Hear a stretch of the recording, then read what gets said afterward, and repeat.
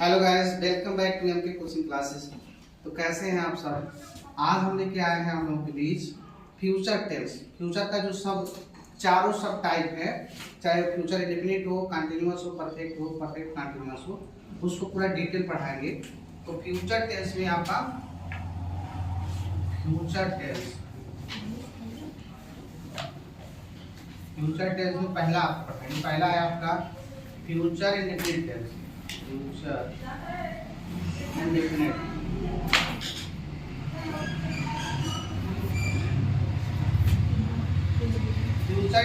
Tense कह लो, चाहे आप इसका दूसरा नाम भी रख सकते हैं फ्यूचर सिंपल टेंस। इसका दूसरा नाम भी रख सकते हैं आप फ्यूचर सिंपल टेंस।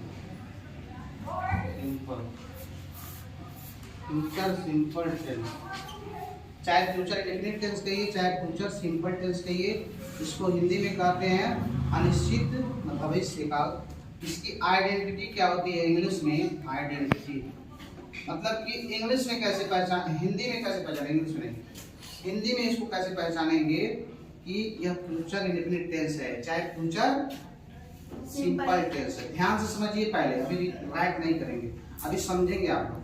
तो पहचानने के लिए इसमें गा गी ये मिलेगा, गा गी ये। जो भी वाक्य रहेगा उसकी लास्ट में आपको गा गी गे मिलेगा, गा गे गी चाहे गा गी। और इसकी सहायक क्रिया जो हेल्पिंग वर्ब होती है, हेल्पिंग वर्ब, इसकी सहायक क्रिया बिल सेल होती है, बिल सेल। जैसा कि आपको पता है कि आई और बी रहता तो क्या लगाते हैं? आई और बी के साथ सेल लगाते हैं। बाकी कोई भी रहेगा तो बिल लगाते हैं, ठीक ना? अच्छा, अगर हम कहें कि हिंदी में तो हम ऐसे पहचानेंगे गा की गे मिलेगा, बाकी क्या करें। इंग्लिश में कैसे पहचानेंगे? मान लो आपको इंग्लिश टू इंग्लिश सेंटेंस दिया जाएगा तो कैसे पहचानेंगे कि ये फ्यूचर इंडेफिनिट टेंस है? तो उसके लिए आपको क्या पता होना चाहिए? Bill cell.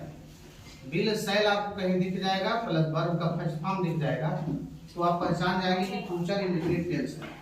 क्या दिख जाएगा? बिल सेल और वर्ब का फर्स्ट फॉर्म। एग्जांपल समझ लीजिए। एग्जांपल हम कहते हैं हम गाना गाएंगे, गाना गाएंगे। मान लीजिए सेंटेंस है हम गाना गाएंगे, तो हम की इंग्लिश हो जाती है बी। वर्षा बैठ जा बेटा, इधर बैठ जाओ। बी के साथ सेल लगता है, बी सेल, और वर्ब का फर्स्ट फॉर्म लगाएंगे sing a song. Be shall sing a song, हम गाना गाएंगे।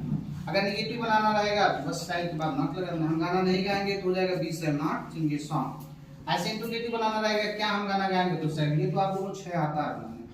हम ये बताना चाह रहे हैं कि future indefinite tense, future continuous tense, future perfect tense, future perfect continuous tense में परिवर्तन कैसे होता है। अभी राइट नहीं करना है, अभी खाली समझना है। जिसको नहीं समझ में आ रहा है वो कहते हैं हमें यहाँ से नहीं समझ में आया सर। अभी राइट करके क्या फायदा जब आप लोगों को समझ नहीं आएगा। जो चीजें दिमाग में बैठ जाएंगी ना वो पूरे जीवन भर रह जाएगा, और जो चीज कॉपी में लिखते जाओ उसमें मतलब नहीं निकलेगा। आज लिख दिए कल फेंक दोगे, भुला जाओगे। तो पहले समझिए। दूसरा सेंटेंस का नाम हो जाएगा फ्यूचर कंटीन्यूअस टेंस। क्या नाम होगा? Future continuous tense. इसकी हिंदी अगर देखा जाए तो उसको कहते हैं अपूर्ण भविष्यकाल।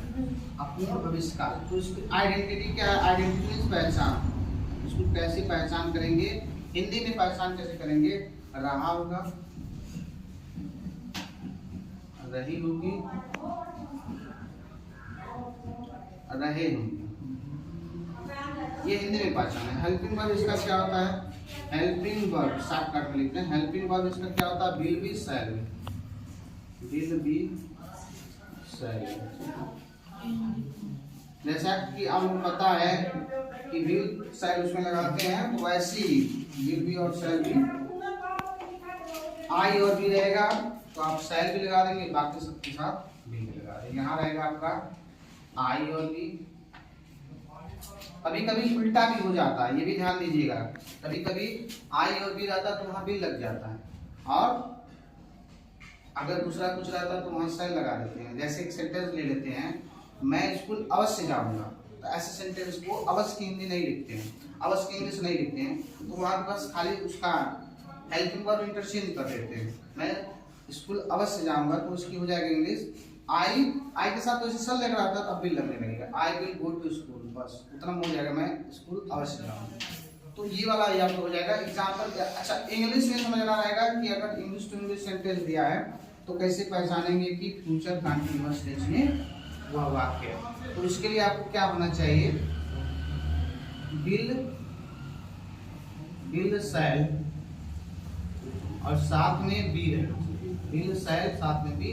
और वर्ब का जो चौथा फॉर्म है, वर्ब का चौथा फॉर्म आपको पता होगा, verb first form plus ING, उसको आईएनजी फॉर्म भी कहते हैं। चौथा फॉर्म कर लो चाहे आईएनजी फॉर्म कर लो।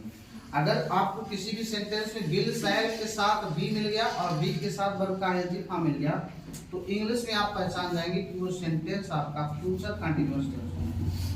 अगर इसके अलावा नहीं मिलता है, ये सब नहीं मिलता तो फ्यूचर कंटीन्यूअस नहीं है।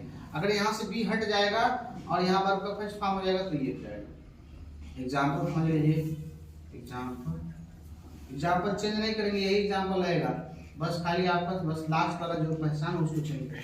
हम गाना क्या हो जाएगा बताइए, हम गाना गा रहे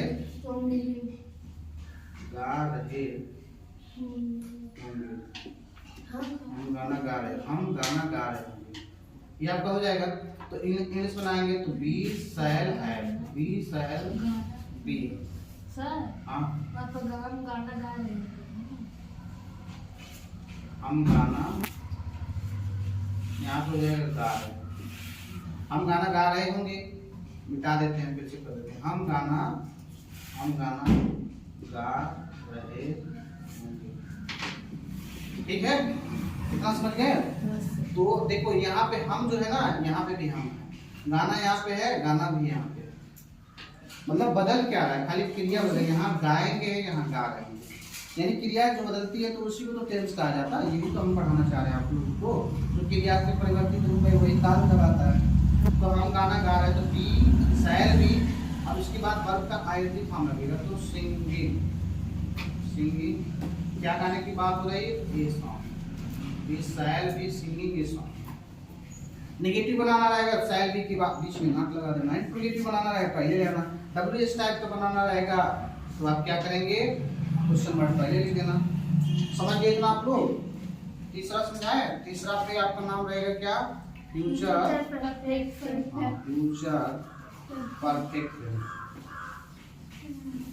फ्यूचर परफेक्ट टेंस का पहले पहचान कैसे हिंदी में करेंगे, आइडेंटिटी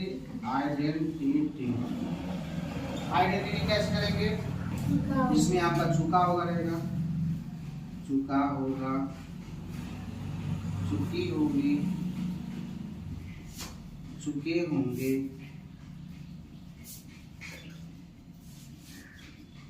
ये आपको हिंदी में देखने को मिल जाएगा। और इसकी सहायक क्रिया क्या होती है, जिसकी हेल्पिंग वर्ब कहते हैं शॉर्टकट में, एचबी हेल्पिंग वर्ब। सहायक क्रिया क्या होती है, अंश क्या होती है सहायक क्रिया इसकी, will be sorry will have will have shall. अब यही चीज हर बार लेके चलना, आई और बी रहेगा तो शैल लगा देना, बाकी सब रहेगा तो विल हैव लगा देना। ये तो रही हिंदी की बात। अच्छा, इंग्लिश में कैसे पहचानेंगे कि हमारा ये जो सेंटेंस है फ्यूचर परफेक्ट में है कि नहीं है, कैसे पहचानेंगे, तो इसमें आपको क्या मिलेगा, हैव लगेगा, क्या नहीं मिलेगा, विल हैव शैल है, विल हैव शैल है, विल हैव शैल है। इसके साथ आपको B3 मिल जाएगा, B3 मतलब वर्ब का, विल हैव शैल है मतलब वर्ब का B3, हाँ थर्ड फॉर्म। इतना सारा दिख जाएगा, आपको पहचान जाएंगे कि फ्यूचर परफेक्ट टेंस में है। Clear.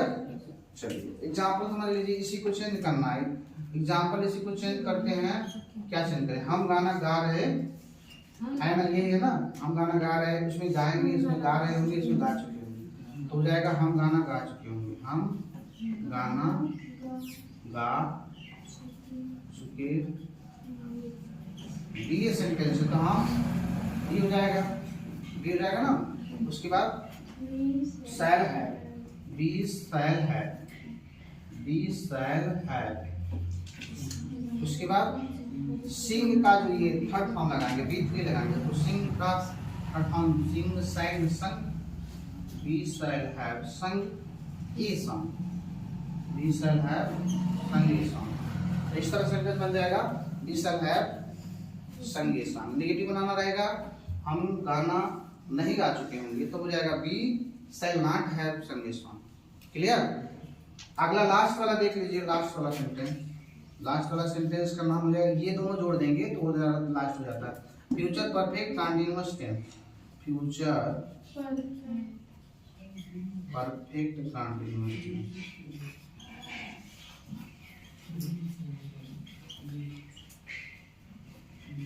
Future perfect continuous tense, इसका जो पहचान बनाएंगे, आइडेंटिटी बनाएंगे, ये जो है सेंटेंस ना, ये वाला फ्यूचर कंटीन्यूअस, यही पहचान रहता है, बस साथ में क्या रह जाएगा, समय। इससे समय जुड़ जाएगा, यानी कि रहा होगा, रही होगी, रहे होंगे। जिसको कोई डाउट है बता सकता है कि सर यहाँ से नहीं सुना। रहा होगा, रही होगी, रहे होंगे, साथ में क्या रहेगा, जैसे 2 बजे से 9 बजे से 2 घंटे से 4 साल से, ये समय है। और ये हेल्पिंग वर्ब इसका क्या हो जाता है, will have been, shall have been, will have been, shall have been। जो टेंस होता है ना, ट्रांसलेशन में जो टेंस होता है, सबसे बड़ी सहायक क्रिया इसी का है। यही जो सेंटेंस है, इसी का फ्यूचर परफेक्ट कंटीन्यूअस टेंस, इसी की जो सेंटेंस बनते बहुत बड़ा बनता है, क्योंकि 3 हैं, will have been, shall have been, ये बढ़ा देता है सेंटेंस को। और साथ में इसमें क्या रहता है, सिंस फार भी लगाया जाता है, सिंस समय के लिए सिंस फार भी लगाया जाता है।